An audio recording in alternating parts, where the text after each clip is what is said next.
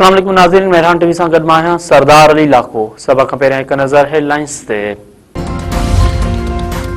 पाकिस्तान इंसानी हक़नि बाबति हाई कमिश्नर जे बयान खे रद्द करे छॾियो। परॾेही खाते जे तर्जुमान चयो आहे त 27वीं तरमीम ते गॾियल क़ौमुनि जे ॻणती मुनासिब न आहे।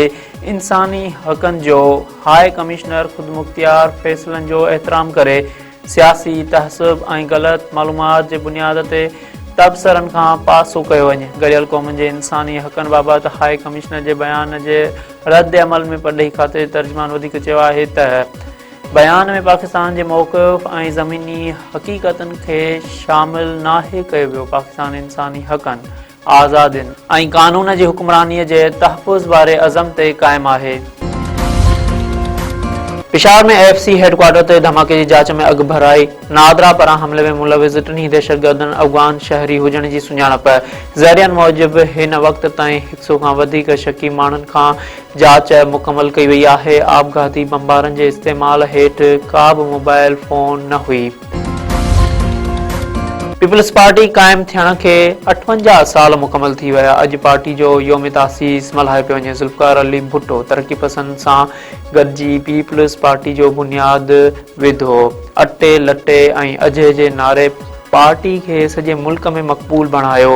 ज़ुल्फ़िकार अली भुट्टो मुल्क जो पहिरियों चूंडियल वज़ीर आज़म बणियो ऐं मुल्क खे मुतफ़िक़ाए आइन ॾिनो। ज़ियाई आमरियत में ज़ुल्फ़िकार अली भुट्टो खे फाहीअ ते चाढ़े मुल्क खे अवामी लीडर खां महरूम कयो वियो। शहीद भुट्टो खां पोइ पार्टी जी क़यादत बेनज़ीर भुट्टो संभाली। 2 भेरा वज़ीर आज़म थी जनरल मुशर्रफ जो बहादुरीअ सां मुक़ाबिलो कयो। बेनज़ीर भुट्टो जी शहादत खां पोइ बिलावल भुट्टो ज़रदारी पार्टी जी कमांड संभाली ऐं पार्टी खे ॿीहर मुनज़्ज़म कयो। पीपल्स पार्टी जे योम तासीस ते सिंध समेत सॼे मुल्क में तक़रीबूं रिथियल। मुख्य तक़रीब कराची में कोरंगीअ जे ईदगाह ग्राउंड ते थींदी।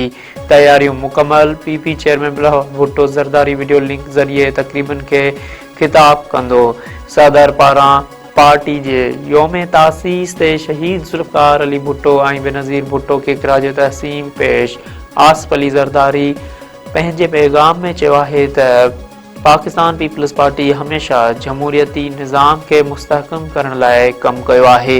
पीपल्स पार्टी अवामी हक़नि जी बहालीअ जी जदोजहद जी अॻुवाणी कई।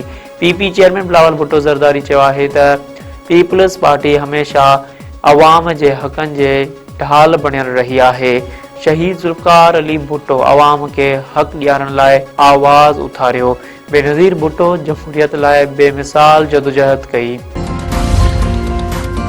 ओ मुझो जमालो जतन सा मुझो जमालो आ सिंध सा ये सिंधड़ी सुन लाल जी जे मेरो जो लाल लतीफ जो।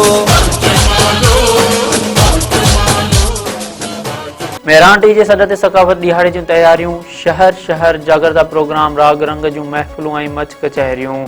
मकली जे तारीख़ी माग ते मच कचहरी फनकार माण्हू झुमाए छॾिया। अगरा में पढ़ो लिखो हुनुर सिखो ऐं नशो छॾियो जे सर हेठि मच में ॾाखो। सवें माण्हू शरीक डिगड़ी, दड़ो, मोरो, नवदेरो, उडेरो लाल ऐं ॿियनि शहरनि में सकाफ़ती तक़रीबूं फनकारनि सुर विखेरिया। स्कूली शागिर्दनि ऐं शागिर्दियाणनि पारां टेबलोज़ ऐं खाका पेश। हर तरफ़ रंग जरकी पिया। सकाफ़ती ॾिहाड़ो भरपूर नमूने मल्हाइण जो अज़म।